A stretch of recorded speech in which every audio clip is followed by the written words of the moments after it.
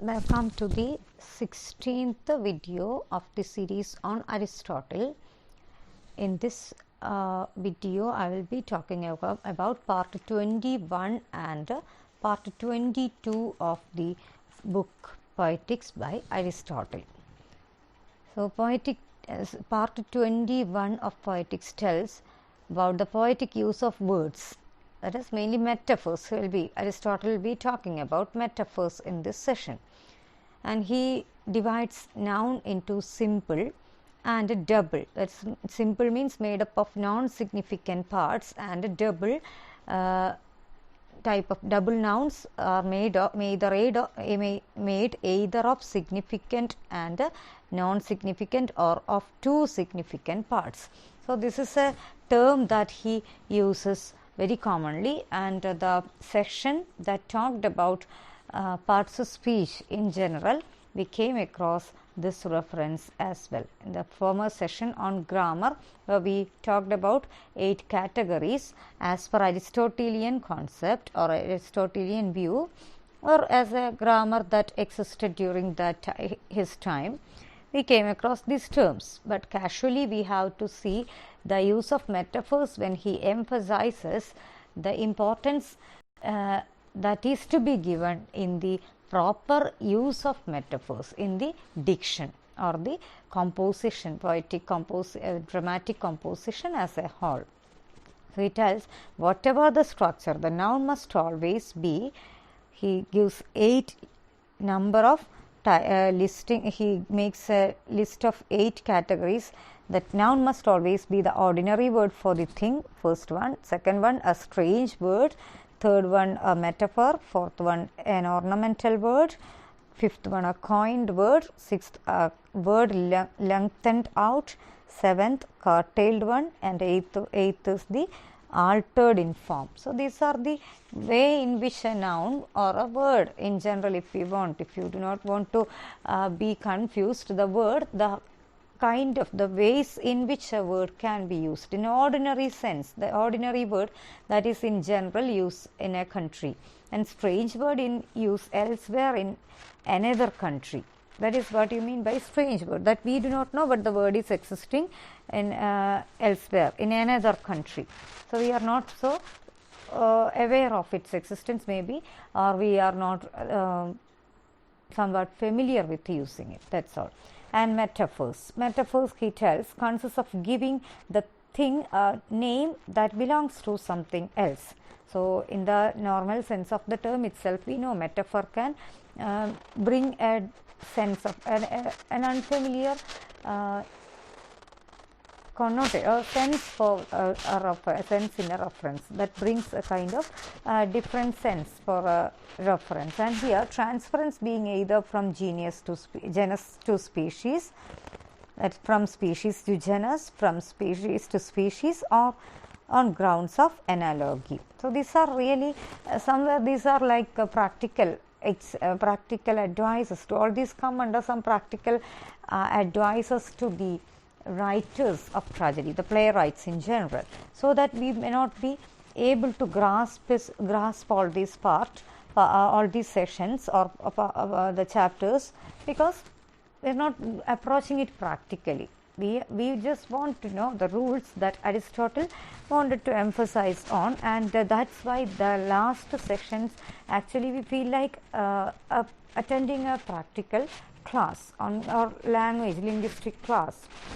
This is like a newly coined word is one which has never been in the local use but is adopted by the poet himself. A newly coined word, that is, we just have to take the surface sense of all these, otherwise we may be utterly confused. A newly coined word is one which has never been in the local use but is adopted by the poet himself. So that is at a very common level we can understand. A word is lengthened out when it has a short vowel made long or an extra syllable inserted. It is said to be curtailed when it has lost a part. These are somewhat new ideas in the list, and that's why he gives a further explanation on that. So that's all with the part 21 of Aristotle's Poetics, and let us see what part 22 talks about. It's titled Good and Bad Style, that's ornament. Good and bad style and ornament. Ornament obviously means the kind of embellishment in language that he has already mentioned in the very definition of tragedy itself. So here the diction that employs, diction means word, that employs unusual words, strange or rare words, is elevated and goes beyond ordinary speech. We know that's why he prefers it. Of course, he wants to make a kind of difference or elegance, bring an elegance in that as per the seriousness of the character and the incidents dealt with.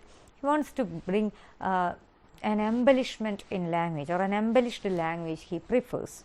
And what all things are to be noted down for making sure of that he refers in this chapter. So this unusual words, that is strange or rare or metaphorical words, are lengthened and all that goes beyond the ordinary. Those are never ordinary. They are beyond the ordinary perceptions as well as understanding.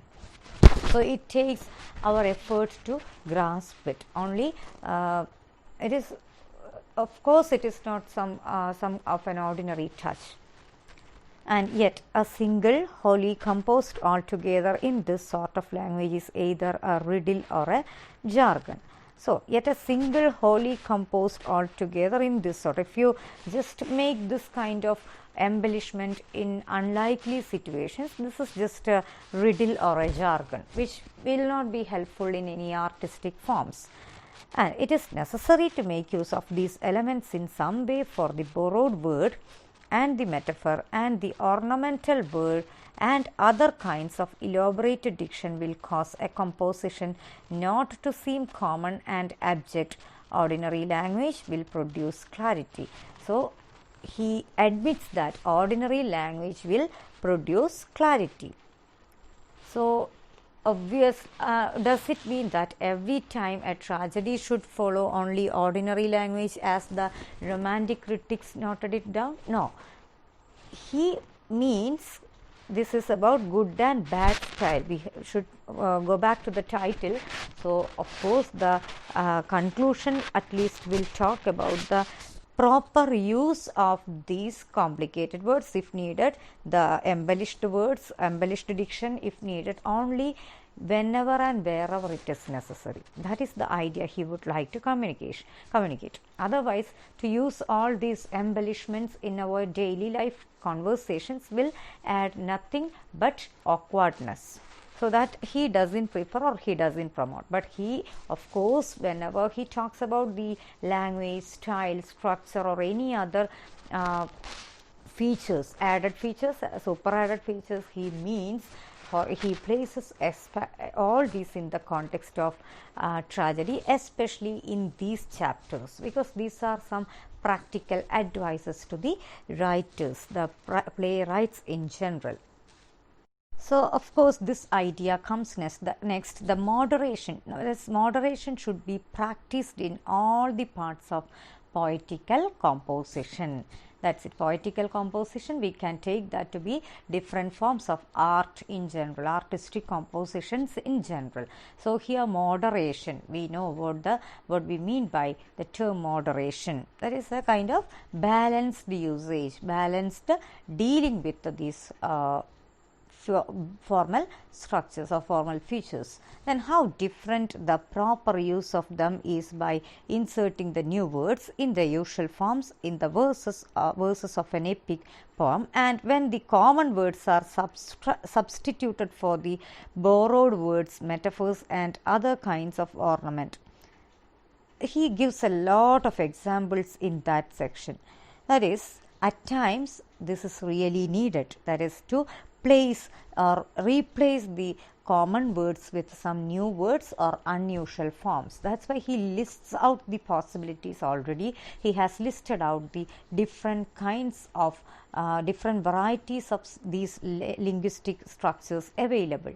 But wherever only a moderate use is preferred. That is again a kind of bail on his part. But at times we need this in poetic compositions, in verse writing, V-E-R-S-E verse. Please don't confuse the word with the W-R-S-E verse, but here it is verse compositions. Actually we need these new words, at times the coined words or unusual forms, for adding beauty to that.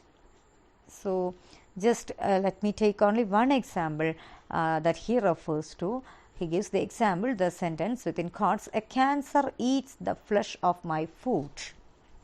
Instead, if the word a cancer feasts the flesh of my foot, that adds beauty to that sentence. So feasts and eats, eat is a common word, ordinary word which we all are acquainted with. So when we place that word in that sentence, that doesn't bring a sense of poetic charm in that. But a cancer feasts, of course that sentence is something of an irritating kind. It's not talking about something very pleasant, but still that feasting on flesh, on the flesh of a human body, on the part of a human body. So this is really tough, but that feasting again adds some that it adds to the horrible way cancer eats the body of human beings. More than the word eat, obviously feast is in one way or other, it is obviously preferred in that case. And now we come to some examples that are not examples as such, but Ariphates ridiculed the tragedians. That's because they put their speeches in forms no one would use in conversations. See, sometimes there were some bad writers, of course, Aristotle or many others used in this way. That's bad poets, bad writers. They wanted to add something, they wanted to add some color just for the sake of that. In unlikely places, unlikely contexts, with the unlikely characters, they tried to bring some speeches in forms no one would use in conversation. That's why we always take some examples from dramatic forms and placing it in the daily life conversation, and how awkward it will mean like, or how awkward it will sound like.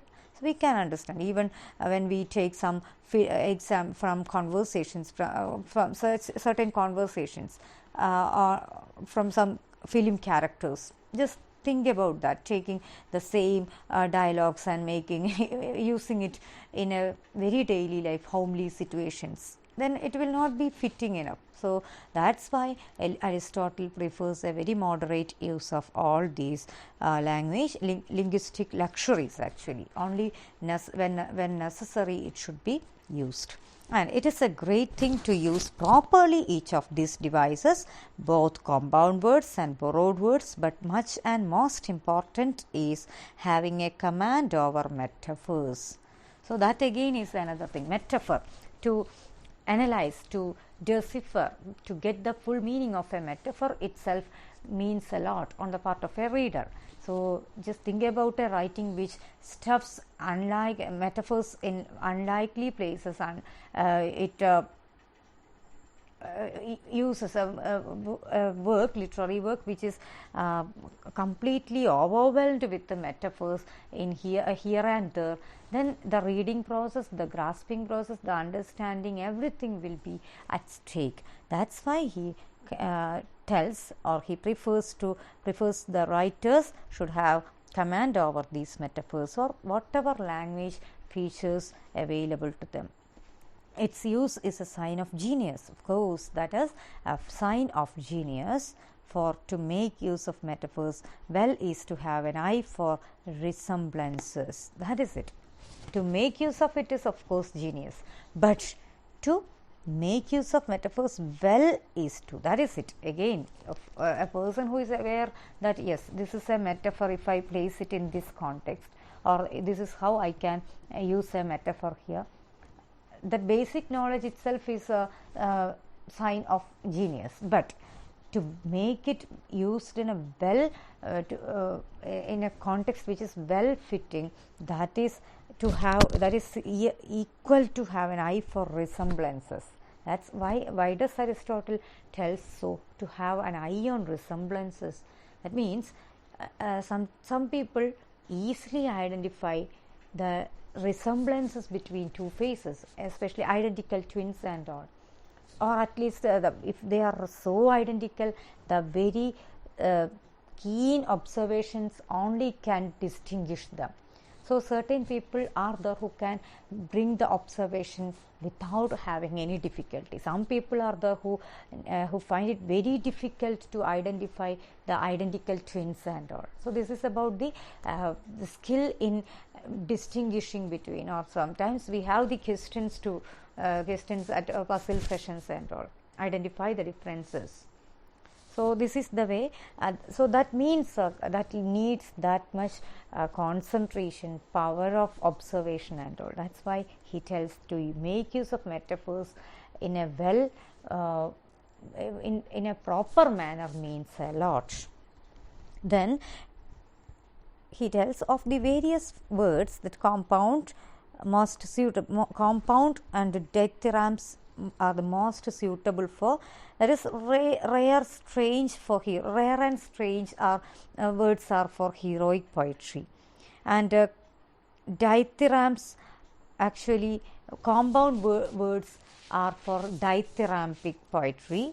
Then metaphors for iambic type, and iambic imitates speech. That's why metaphors are affordable too. Those words are most suitable that are used in conversation, such as the common word and the metaphor, and the ornamental word are for imitative kind of speech. Daily life conversation we can use the metaphors.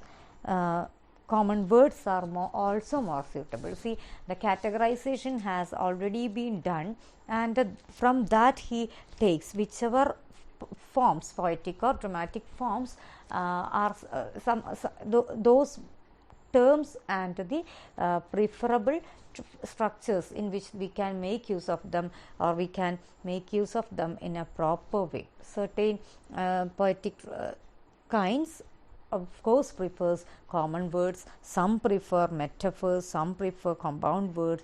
This is the way. The distinguishing is not really marked by rules or anything, but we can talk about, yes, this is, if you use it, it will be far better. But as a whole, what we can conclude with this part is, Aristotle prefers whatever language, whatever feature, whichever stylistic or other devices you are using, the playwrights are supposed or preferred to have. It is preferable that they have a better command over the language, so that the use of this will not affect their style and the basic understanding.